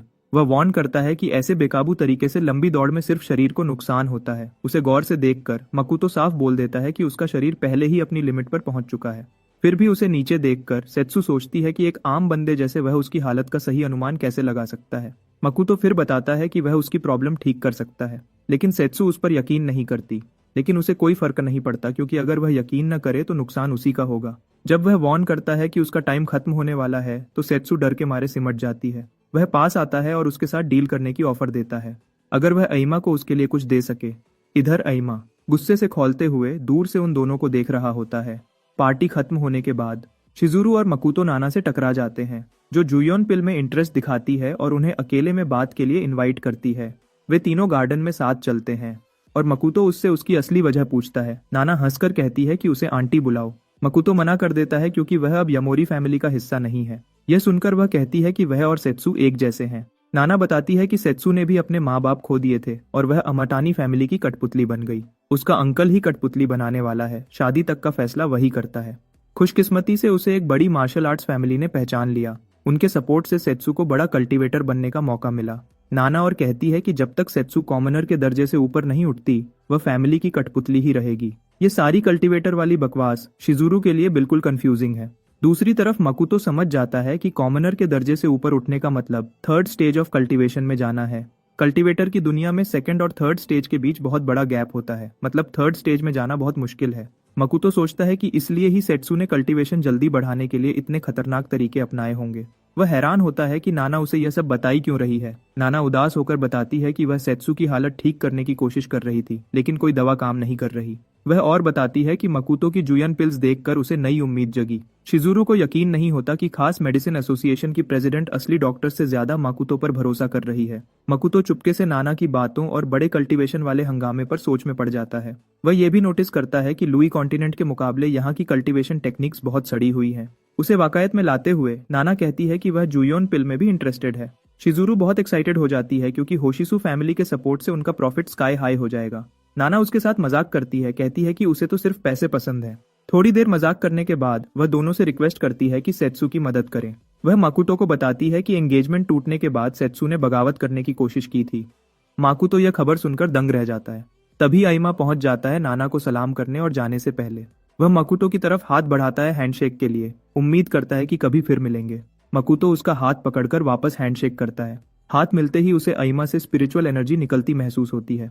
मकुतो को यह अजीब लगता है क्योंकि पहली मुलाकात में उसे कुछ भी फील नहीं हुआ था। हैंडशेक के बाद आइमा अपनी कार की तरफ जाता है और एक गार्ड उसे बताता है कि सेत्सु ने उसके लिए एक गिफ्ट छोड़ा है। आइमा यह सुनकर खुश हो जाता है, जल्दी से बॉक्स खोलता है और अंदर ओरिगामी बटरफ्लाई देखता है, जिससे वह कंफ्यूज्ड हो जाता है। इसका मतलब समझ न पाने पर वह उसे फेक आइमा की तरफ फेंक देता है और वार्न करता है कि बिना इजाजत के न खोले। मकुतो से मुलाकात को याद करके आइमा अभी भी उसे वही कमजोर कचरा समझता है। फिर वह स्पिरिट लिक्विड रिंग को दोबारा घुमाता है और नाना और मकुतो पर जंग का ऐलान करता है। रिंग से एनर्जी चमकने लगती है, जो उसे मकुतो की बिल्कुल सेम शक्ल दे देता है। वह बुरी तरह मुस्कुराता है और कहता है कि सेत्सु का इस्तेमाल करके मकुतो और नाना को तबाह कर देगा। फेक आइमा डर के मारे कांप जाता है और उनमें से किसी को यह भी नहीं पता कि ओरिगामी चमक रही है। एक ऊंची बिल्डिंग के ऊपर मकुतो अपने हाथ में चमकती हुई ओरिगामी बटरफ्लाई की कॉपी दिखाता है। वह खुशी से मुस्कुराता है और वादा करता है कि जल्दी ही आइमा से फिर मिलेगा। पता चलता है कि वह बटरफ्लाई ओरिगामी असल में ट्रैकिंग टैलिस्मैन है और अभी मकुतो उसे आइमा की लोकेशन ट्रैक करने के लिए यूज कर रहा है। टैलिस्मैन एक बिल्डिंग के बाहर रुक जाता है, मतलब टारगेट मिल गया, जो कंफर्म करता है कि यह बिल्डिंग आइमा फैमिली की ही है। वह तुरंत नीचे कूद जाता है अपने प्लान्स को अंजाम देने के लिए। कहीं और हर्बल गार्डन में नाना चुपके से कई स्पिरिचुअल प्लांट्स को देख रही होती है। वह 2 प्लांट्स पर फोकस करती है जो काफी हद तक फसल के लिए तैयार हैं। उन्हें 3 महीने बाद कल्टीवेटर्स टूर्नामेंट में बेचने का प्लान है। अचानक उसे पास में अजीब सी चीज महसूस होती है। एक मंक उसके पीछे आता है और बताता है कि नाना पहले 100 हर्ब सेक्ट की जीनियस थी। बदकिस्मती से पुराने जख्मों से उसकी कल्टीवेशन तबाह हो गई थी। वह उसकी तारीफ करता है कि इतने में भी स्पिरिचुअल एनर्जी फील कर लेती है। उसके शब्दों से नाना समझ जाती है कि यह कल्टीवेटर है। उसने रूम में एक से ज्यादा प्रेजेंस फील की है, मतलब अगर एक से ज्यादा ओपोनेंट्स हुए तो भागना मुश्किल होगा। उसकी इंटेंशन फील करके दूसरा मंक पूछता है कि भागने का क्यों सोच रही है। वह यकीन दिलाता है कि अगर रेजिस्ट किया तो बिना नुकसान के जाने नहीं देंगे। उनसे धीरे धीरे बात करके उनका मकसद जानने की कोशिश में नाना आगे एक बड़े पेड़ की तरफ बढ़ती है। एक मंक कहता है कि बिना रेजिस्ट किए उनके साथ चलो। दूसरा ऐड करता है कि सीधा हाथ पैर तोड़ देना ज्यादा आसान होगा। जब नाना पेड़ तक पहुंचती है, वह पेड़ की जड़ों में उगने वाली एक पर्पल हर्ब को एक्टिवेट करती है, जिसे ओवरलॉर्ड फ्लावर कहते हैं। जल्दी ही पौधे से जहरीली गैस निकलती है और पूरे इलाके में फैल जाती है। भिक्षु लोग सांस लेने में मुश्किल महसूस करते हैं, लेकिन नाना ने पहले से ही अपने मुंह में ग्रीन हार्ट ग्रास डाल रखी है, जो जहर को खत्म करती है। यह जहर इतना ताकतवर है कि एक हाथी को भी बेहोश कर सकता है, इसलिए वह प्लान बनाती है कि दोनों गंजे लोग बिजी होने के दौरान वह वहां से भाग जाएगी। जैसे ही वह जाने वाली होती है, एक भयानक साया अंदर आता है। नाना शैडो आर्ट्स महसूस करती है और तुरंत समझ जाती है कि यह व्यक्ति हिडन शैडो सेक्ट का है। साया हाथ बढ़ाता है और उसे रोक देता है। जब वह व्यक्ति पास आता है तो कंफर्म हो जाता है कि यह वही सेक्ट है जिसने 100 हर्ब सेक्ट को बर्बाद किया था। नाना तड़पती है और पूछती है कि वह कौन है। वह कहती है कि यह दिन अभी नहीं आना चाहिए था और शैडो सेक्ट को अभी खुद को प्रकट करने की कोई वजह नहीं है। फिर वह मुड़ती है और सहम जाती है, क्योंकि उसके सामने मकुतो खड़ा है, लेकिन यह सिर्फ आइमा है जो मकुतो का रूप बदल कर आई है। और वहां आइमा फैमिली बिल्डिंग में वापस मकूतो अंधेरे में छुपकर गार्ड्स के शिफ्ट चेंज होने का इंतजार करता है। वह लोग खाने के बारे में बहस करते हैं और मजाक करते हैं कि अंदर आइमा शायद कोई महंगा खाना एंजॉय कर रहा होगा। जैसे ही वह जाते हैं, मकूटो क्लाउड शैडो स्टेप यूज करके दिखता है। वह ट्रैकिंग टैलिस्मैन एक्टिवेट करता है ताकि कंफर्म कर सके कि वह आइमा के कमरे तक पहुंच गया है। अंदर नकली आइमा ठंडा रामेन खा रहा है और अपनी पुरानी रिकॉर्डिंग देख रहा है। वह सोचता है कि उसकी जिंदगी इतनी बेकार कैसे हो गई। सिर्फ आइमा जैसे दिखने की वजह से उसे बेकार नौकर की तरह ट्रीट किया जा रहा है। यह उसे हद से ज्यादा परेशान कर देता है। असली आइमा से मिलने वाली बेइज्जती के बारे में सोचकर और बुरा लगता है। खुद को न रोकते हुए वह गिफ्ट बॉक्स खोलता है और टैलिस्मैन अचानक एक्टिवेट हो जाता है। उसे दिल का दौरा पड़ने जैसा लगता है। उसे लगता है कि पीछे कोई है और वह घूमता है। सिर्फ मकूतो को खड़ा देखकर वह डर के मारे गिर पड़ता है। मकूतो उसे पहचानता है कि यह वही पहला वर्जन है जिसे पार्टी में मिला था और पूछता है कि याद है क्या। नकली डर के मारे सिर हिलाता है और आइमा का नाम यूज करने की कोशिश करता है। मकूतो जल्दी से उसे रोक देता है और पूछता है कि असली आइमा कहाँ है। कुछ दिन बाद में मकूतो के यूजुअल रूट के पास आइमा के गुंडों का ग्रुप उनके बड़े मोमेंट का इंतजार कर रहा है। फोन पर वह आइमा को यकीन दिला रहे हैं कि वह मकूतो के हाथ पैर तोड़ देंगे और टेकआउट की तरह डिलीवर कर देंगे। टाइम पर उनमें से एक मकूतो को उनकी तरफ आते देख लेता है। मकूतो इस दौरान सोच में खोया हुआ है। वह अभी भी अपनी खोज पर सोच रहा है कि इस दुनिया में स्पिरिचुअल वेसल मौजूद है। इससे उसे शक होता है कि शायद कोई 4th लेवल कल्टीवेटर इस दुनिया के लोगों को सपोर्ट कर रहा है। असल में स्पिरिचुअल वेसल एक खास चीज है जिसको बनाते वक्त स्पिरिचुअल एनर्जी डाली जाती है, जिससे उसे खास पावर मिलती है। जितनी स्ट्रॉन्ग स्पिरिचुअल एनर्जी निर्माण के दौरान यूज की जाए, उतनी ही हाई क्वालिटी वेसल बनता है। लेकिन ऐसे हथियार सिर्फ 4th स्टेज कल्टीवेटर्स ही बना सकते हैं। मकूतो को लगता है कि इस दुनिया में स्पिरिचुअल हथियार बनाना नामुमकिन है क्योंकि यहाँ स्पिरिचुअल एनर्जी बहुत कमजोर है। लेकिन अब उसे वजह मिल गई है यकीन करने की कि आइमा फैमिली के पास शायद अपना निजी स्पिरिचुअल स्प्रिंग है। मकूतो फैसला करता है कि ryuta जाने से पहले आइमा के साथ अपना झगड़ा निपटाएगा ताकि स्पिरिचुअल स्प्रिंग ढूंढ सके। तभी वह ऊपर देखता है और नोटिस करता है कि एक ग्रुप उसका इंतजार कर रहा है। वह लोग आराम से बताते हैं कि किसी ने बड़े पैसे देकर उसे पकड़ने को कहा है, लेकिन मकूतो को कोई फर्क नहीं पड़ता। वह उन्हें एक गुस्से भरी नजर देता है। तुरंत लीडर को बेचैनी महसूस होने लगती है। अपना डर झटक कर बॉस अपने आदमियों को हमला करने का ऑर्डर देता है। वह सब भूखी मुर्गियों की तरह दाना चुगने के लिए मकूतो पर टूट पड़ते हैं। बॉस देखता है कि उसने पूरी भरोसे वाले अनुभवी फाइटर्स लाए हैं। कुछ सेकंड्स बाद उसका आत्मविश्वास उड़ जाता है। मकूतो आराम से हिलता है और चेहरे बदलने लगता है। नाकों की सर्जरी करता है और मुफ्त में हड्डियां सेट कर देता है। पल भर में पूरा ग्रुप नीचे गिर जाता है। बॉस सिर्फ हैरानी से देख सकता है। जब मकूतो धीरे से उसकी तरफ मुड़ता है और पूछता है कि उन्हें किसने भेजा। अगली सुबह सेत्सु और उसकी टीम नाना के घर पर नॉनस्टॉप काम कर रही है, यह समझने की कोशिश में कि क्या हुआ था। एक आदमी उसे फुटेज दिखाता है जिसमें 2 भिक्षु अचानक दिखते हैं। हालांकि वीडियो अचानक कट हो जाती है। गार्ड ये बोलकर खत्म करता है कि नाना को किडनैप कर लिया गया होगा।